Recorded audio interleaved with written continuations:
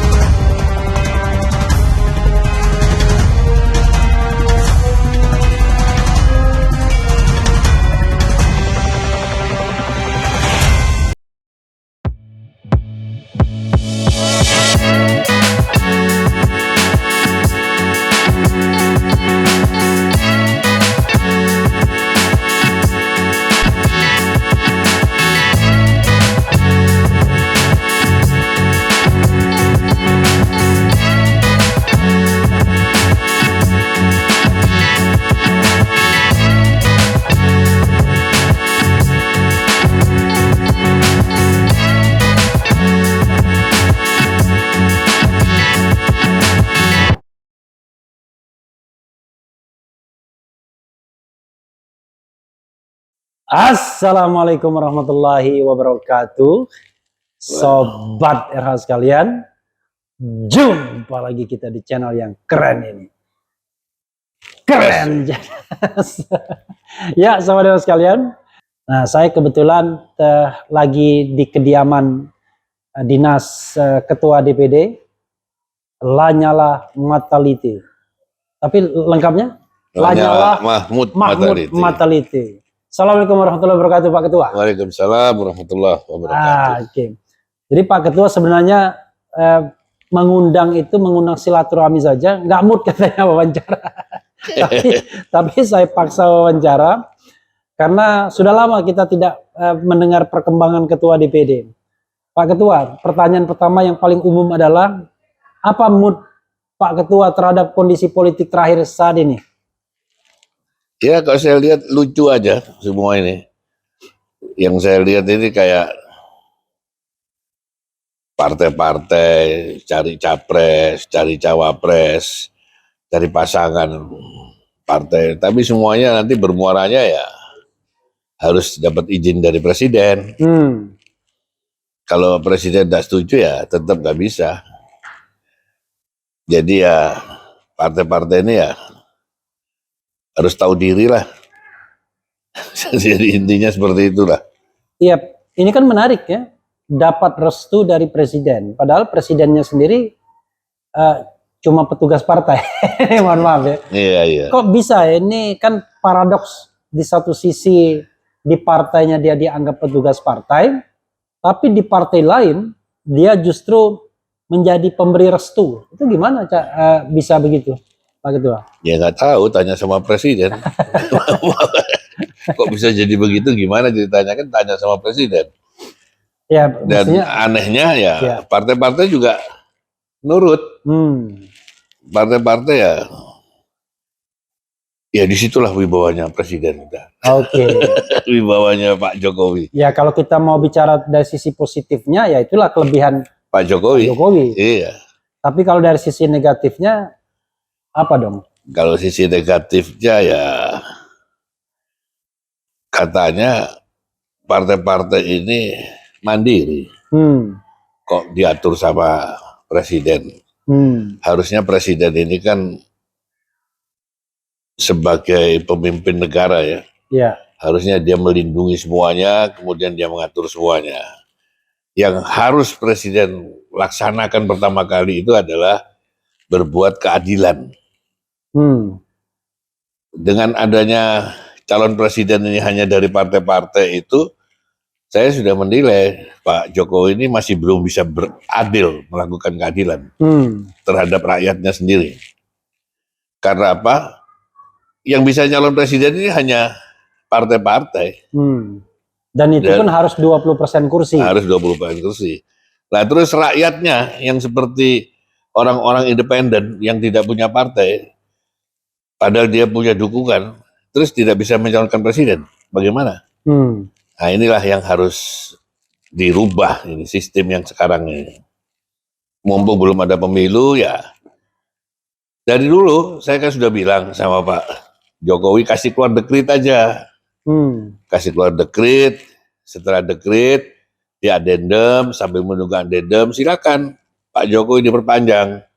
Mau 2 tahun, mau 3 tahun. Itu sudah saya sejak dulu. Saya malah dibully orang ya.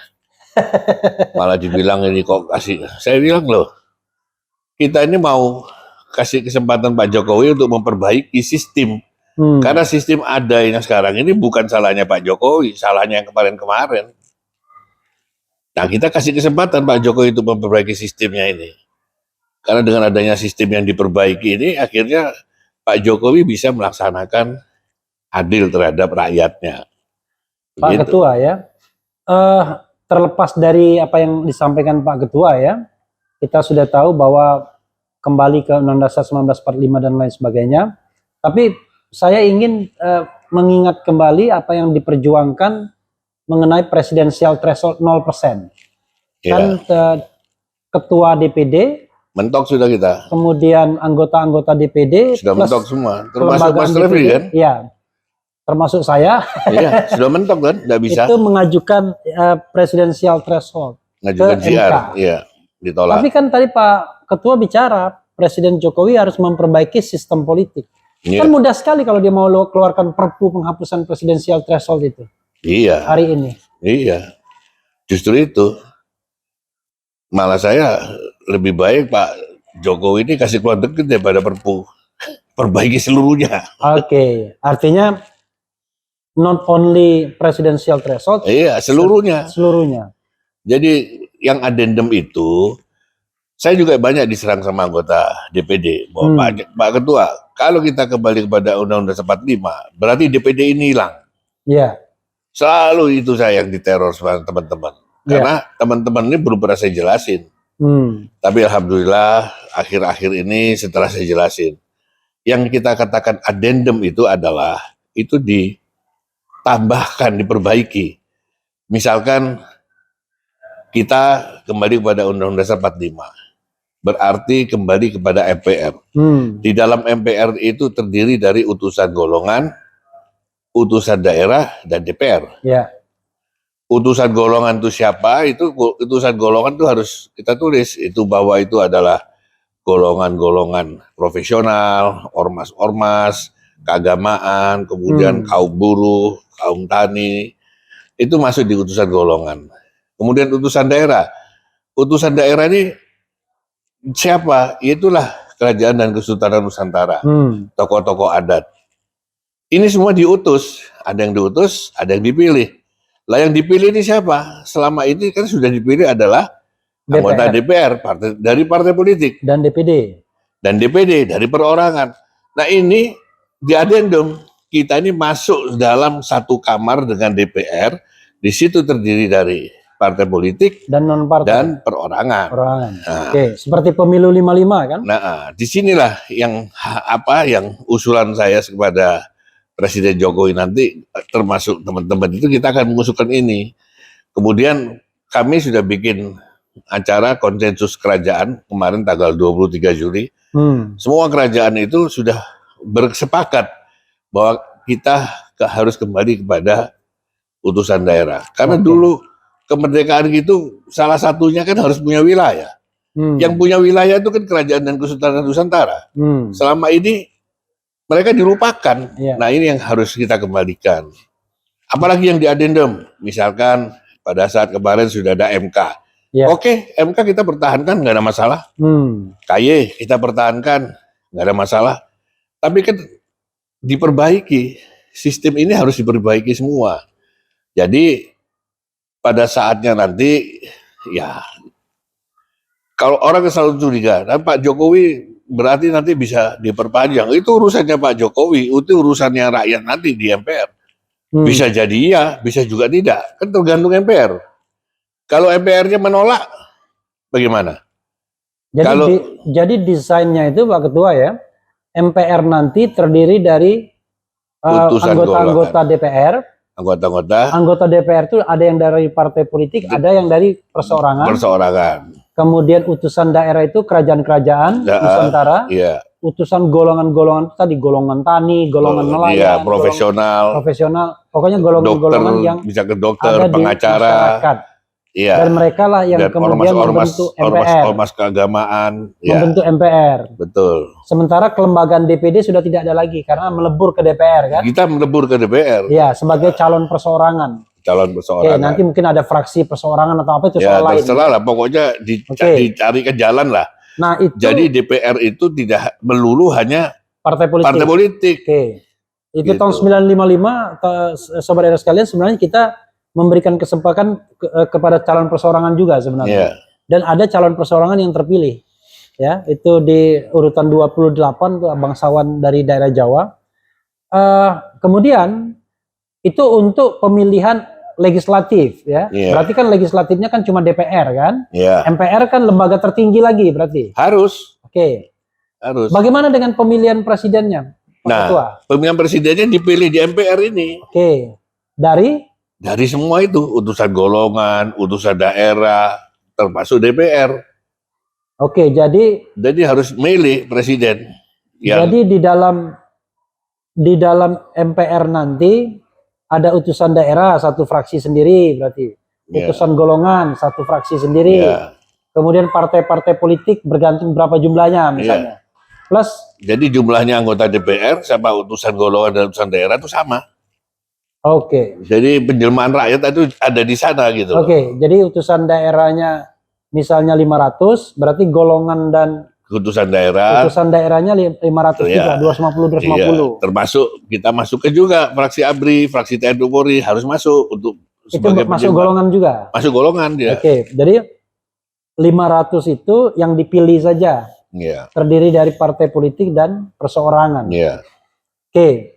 Yang lainnya diutus, yang golongan sama iya, sobat daerah sekalian, kita harus pahami ya, di masyarakat bukan tidak ada pendukungnya, banyak sekali pendukung kembali kepada Undang-Undang Dasar 1945 ini. Nanti biarlah dinamika politik yang terjadi. Pak Ketua, kan kenapa harus kembali pemilihan oleh MPR? Kan pemilihan sekarang kan memungkinkan orang untuk berkompetisi karena pemilihan presiden secara langsung oleh rakyat. Apa keberatannya? Gimana ya? Satu contoh aja. Calon-calon presiden yang ada sekarang ini, itu semua harus ditentukan oleh 9 ketua umum partai. Dicari. Dan saya ingat sekali, Pak Jokowi bilang calon cuma 2 pada saat itu. Saya sudah, kok calon 2 kan berarti, ya karena kalau persentase dengan PT 20% kan harusnya 5 pasang kan bisa. Paling 4 pasang kan bisa. Maksimal. Maksimal 4 pasang kan bisa. Ini calon cuma 2. Nah, kalau terus ketua umum partainya nih ya itu saya sampaikan tadi bahwa semua diatur sama presiden bersama-sama ketua umum partai, ini calon ini, misalkan seperti itu. Nah, ini kan sama aja tidak demokratis. Karena ini bukan pilihan rakyat. Satu contoh saja, dengan adanya calon presiden yang ada sekarang antara Ganjar sama Prabowo, kemudian ada Anies, ada satu kelompok yang calon saya bukan itu. Oke. Saya tanya kenapa loh? Gimana kita nggak bisa, calon kita nggak bisa ada? Ya memang nggak bisa ada karena sudah ditentukan oleh 9 ketua umum partai. Bahkan 3 pun belum tentu juga. Belum tentu. Setelah itu disodorkan kepada rakyat untuk milih. Berarti rakyat ini hanya untuk apa? Hanya untuk disuruh legitimasi aja. Pokoknya calon presiden tuh ini 1, 2, 3 ini. Rakyat disuruh ambil suaranya aja. Ya, mohon maaf, suaranya profesor sama. Padahal yang kita inginkan itu pemikirannya seorang profesor itu bagaimana di dalam mencari calon presiden. Itulah gunanya kita kembali kepada MPR, begitu. Kita butuh pencerahan dari seorang yang berpendidikan untuk mencari seorang presiden yang betul-betul terbaik menurut utusan golongan, utusan daerah. Utusan golongan, utusan daerah kan dipilih sama rakyat sendiri. Mereka yang mewakili rakyat. Yang bisa berpikir itu dia memberikan, oh saya diwakilkan sama ini.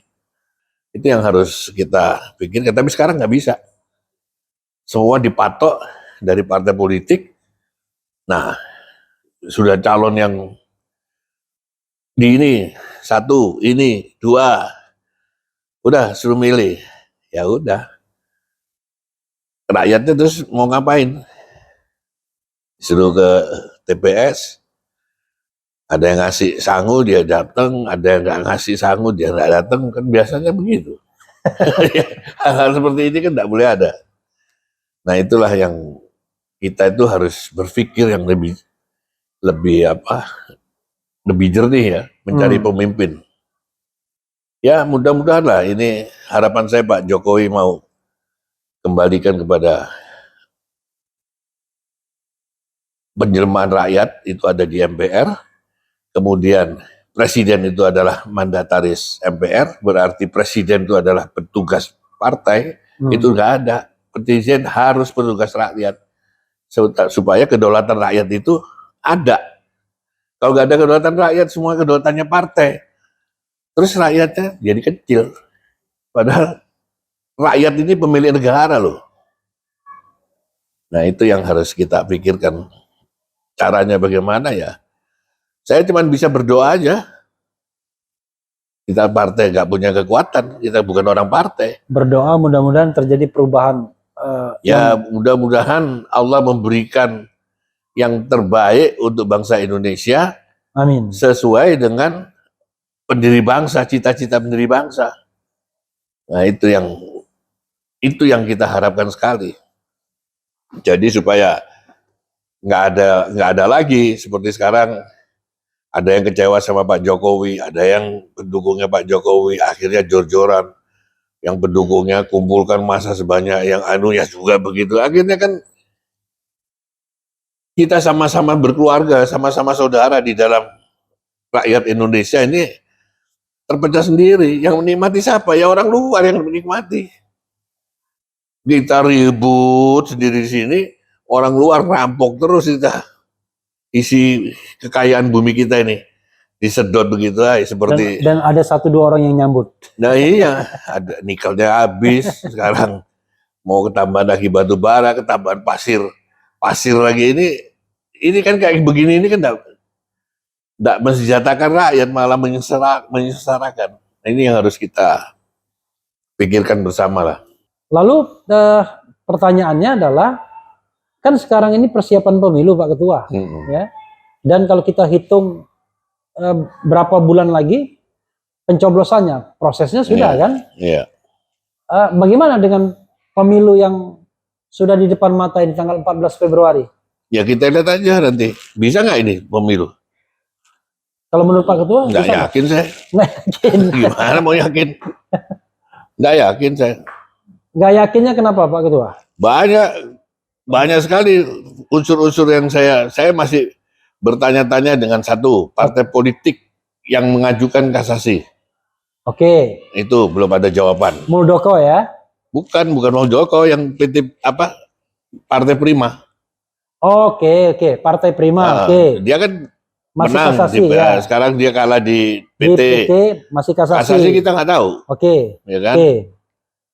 Kalau itu satu faktor lainnya. Terus dengan kondisi seperti sekarang ini, gimana orang mau pemilu? Masih kacau, masalah DPT. Oke. DPT ini kita harus clear.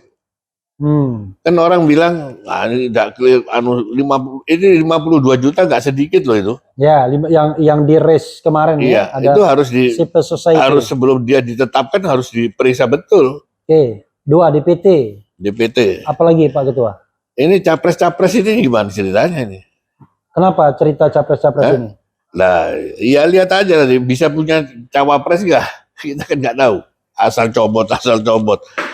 Yang ada akhirnya partai-partai ini hanya dari partai-partai yang pro sama pemerintah. Oke. Padahal kalau kita lihat ini banyak juga loh yang oposan. Nggak sedikit yang oposan. Nah ini juga harus dikasih Ruang. Kalau nggak gitu nanti chaos loh. Seberapa yakin Pak Ketua bahwa oposisi ini tidak akan mendapatkan ruang dalam Pilpres 2024? Nah, kalau kita sudah lihat cara-caranya seperti ini, dari mana mau dapat? Coba aja lihat kita. Bahkan kandidasi pun Pak Ketua nggak yakin dapat. Kan maksudnya daftar sebagai calon dan kemudian jadi calon nggak yakin. Saya kok nggak yakin ya. Seandainya ketidakyakinan itu kenapa Pak Ketua? Kan kalau kita misalnya ya. Ya itu kan feeling itu. Kita kan juga punya feeling di sini. Oke, itu kan feeling. Tapi kan misalnya begini. Misalnya sekarang ini sudah ada Demokrat, PKS dan Nasdem yang so-called ya dianggap mencalonkan Anies Baswedan yang berasal dari kubu oposisi. Dianggap begitu kan? Ya mungkin. Ya mungkin ya. mungkin. Ya? Nah itu apa memang nggak cukup? Atau memang jangan-jangan Anies pun nggak bisa nyalon juga? Gimana Pak? Ya, Anies nggak bisa nyalon. Alasannya? Ya nanti dicariin aja nanti alasan. Kalau tidak bisa nyalon ya itu alasannya itu tidak bisa nyalon. Oke, jadi pesimis benar dong Pak Ketua bahwa pemilu bukan soal pesimis atau tidak pesimis. Ya. Ini manuver-manuver yang dilakukan sekarang ini ya kita melihat sendiri lah. Oke. Iya kan, kita lihat sendiri lah. Ini situasi sekarang ini kayaknya nggak ada apa-apa loh ya. Santai-santai, tenang-tenang, ekonominya naik. Tapi saya kan turun di bawah. Iya. Banyak rakyat susah loh. Betul ekonomi naik, tapi untuk orang-orang tertentu yang bagian di atas-atas, yang di bawah ya tambah hancur lah. Oke, artinya kesenjangan makin tinggi. Iya.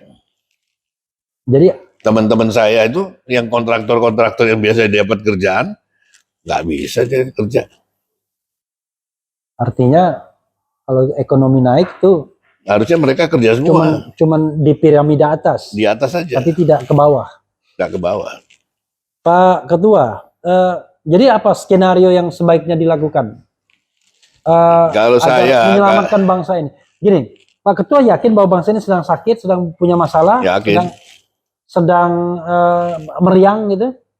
Ya yakin, itu yakin. Kan yakin. Lalu satu-satunya jalan ya rakyat ini harus mendorong kepada presiden untuk kembalikan Undang-Undang 45 sesuai dengan naskah asli. Rakyat. Saya yakin Pak Presiden mau itu. Yang penting didukung sama rakyat, didukung sama TNI Polri. Dan masa sekarang perjalanan bangsa, arah perjalanan bangsa ini kita ini hanya ditentukan oleh partai politik. Ya? Kalau yang tidak berpartai terus kita mau jadi apa? Bambung. Padahal yang tidak berpartai jauh lebih banyak. Banyak. Dan kita harus ingat, pendiri bangsa itu sudah jelas dia menghendaki tidak berpatokan kepada Barat dan kepada Timur. Dia harus punya sistem sendiri. Demokrasi Pancasila, demokrasi terpimpin. Kalau sekarang ini kan jelas liberal. Pak Ketua, orang kan melihat bahwa ketika sistem MPR tersebut terjadi distorsi yang luar biasa. Pemerintahan Orde Baru yang akhirnya otoriter. Kemudian dui fungsi ABRI dulu, itu yang justru menjadi penopang otoriter. Justru yang kita pelajari, yang dulu dari Orde Baru itu, kita ambil hikmahnya, apa yang sudah dilakukan. Itu yang kita rumuskan bareng-bareng, jangan sampai terjadi seperti itu. Itu yang kita katakan adendum, gitu loh. Kita perbaiki sama-sama, mengkaji ulang. Daripada dengan adanya amandemen 99 sampai tahun 2002, sampai sekarang ini nggak jelas. Kalau kita lihat undang-undangnya pun juga belum jelas loh ini undang-undangnya. Kemudian nggak jelas semuanya, nggak sebab pasti. Nah ini yang harus kita luruskan gitu loh. Misalnya satu isu ya, soal KKN misalnya. Hmm. Dan tentu dengan kesejahteraan masyarakat ya. Apa yang kita bisa kaitkan antara kembali kepada Undang-Undang Dasar 1945 dengan pemberantasan KKN misalnya. Walaupun reformasi pun ternyata gagal juga memberantas KKN misalnya. KKN ini udah jelas. Tahun kemarin aja yang 2022 ya, soal KKN itu tambah parah kita. Kalau yang dulu kata-kata KKN, oke lah KKN yang dulu. Tapi yang sekarang ini harus diperbaiki gitu loh. Yang perbaiki ini siapa? Ya kita semua harus memperbaiki. Kita harus cari jalan keluar. Tapi kalau ala 2002 yang kita katanya mau menghilangkan KKN, ini sudah terbukti tidak bisa hilang ya, tambah parah. Masih mending dulu belum dia apa-apain sudah ada KKN. Tapi diperbaiki tambah parah lagi. Gitu. Ya yang jelas indeks persepsi korupsi kita turun lagi. Makanya. Dari 34 warisan SBY, sempat 40 ke Pak Presiden Jokowi, tapi sekarang tahun lalu turun lagi menjadi 34. Jadi jalan di tempat aja. Nah makanya. Nah justru itu yang harus kita carikan jalan keluar. Harus dirumuskan bareng-bareng gitu loh. Oke, isu lain misalnya Pak Ketua. Kalau kita bicara tentang oligarki, ya kan? Waktu di MPR dulu oligarki juga, bahkan otokrasi. Iya, pasti. Gimana untuk mencegah agar tidak terjadi otoritarianisme kalau kita kembali kepada MPR? Ya kita lihat kan orang yang dulu sama orang yang sekarang kan beda. Orang yang dulu yang mau ikut rapat sama orang yang sekarang ini kan sudah jauh berbeda. Terutama di dalam anggota DPR-nya, anggota DPD-nya kan beda dia. Kan harus diuji dulu. Kalau dulu mungkin nggak ada pejuang-pejuang, sekarang sudah banyak pejuang-pejuangnya. Oke. Kalau dulu ya semua. Harus semua dulu. Nah iya, sekarang harus dicoba gitu loh. Kalau nggak dicoba terus kapan perubahannya gitu loh. Oke. Isu terakhir, bagaimana menjamin kalau TNI Polri masuk di dalam utusan golongan, dia hanya berhenti di utusan golongan itu aja, tidak merambah ke jabatan-jabatan sipil seperti itulah gunanya adendum, gunanya konsensus. Kita bikin konsensus dulu rame-rame, sama-sama kita konsensus apa yang unek-unek yang misalkan Bung Refli ada unek-unek yang nanti pas TNI-nya begini, ya kita pagari dulu, aturannya kita kasih dulu aturannya. Misalkan seperti terus kita berpikir, oh nanti Pak Jokowi bisa 2 kali, bisa maju lagi. Loh, soal maju nggak maju itu kan tergantung nanti. Yang penting Pak Jokowi buka ruang dulu ini. Yang jelas kalau misalnya untuk TNI Polri, hal yang paling pasti adalah mereka tidak ada lagi di DPR. Adanya MPR aja. Iya. Kan kalau dulu kan ada DPR juga, mereka gratis mendapatkan kursi tanpa pemilihan. Ya itu kita bikin aturannya. Kalau soal rangkap jabatan buktinya sekarang ini loh.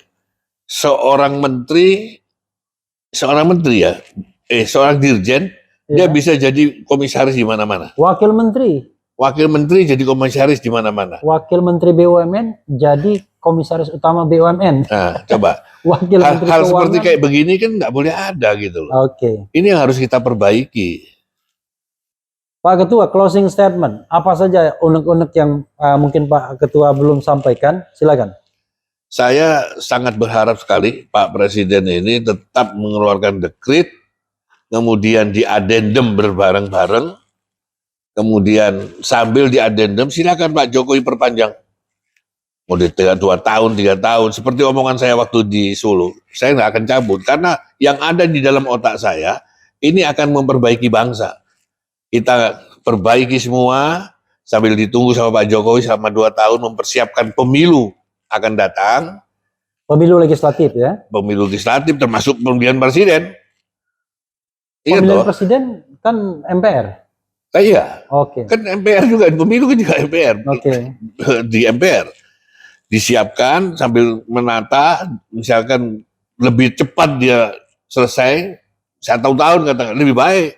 tergantung dari ini kan. Yang penting dibuka ruang dulu sama presiden. Itu yang pertama. Yang kedua, ini semua dikasih kesempatan calon presiden ini.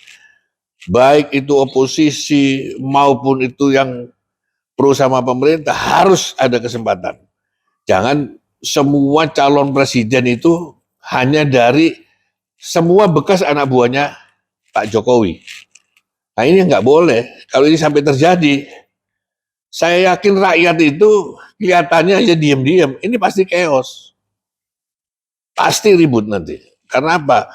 Tidak ada saluran untuk orang-orang yang tidak mau sama orang-orang ini gitu loh. Nah itu yang harus hati-hati sekali. Makanya saya tidak terlalu banyak ngomong akhir-akhir ini soal capres-capres. Ada yang tanya sama saya, tanyalah mau jadi cawapresnya salah satu presiden. Enggak, strategi saya presiden. Saya tidak mau cawapres. Kalau nggak ada presiden ya nggak apa-apa, saya tidak ikut, tidak ada masalah, saya bilang gitu. Saya mengejar takdir aja kok.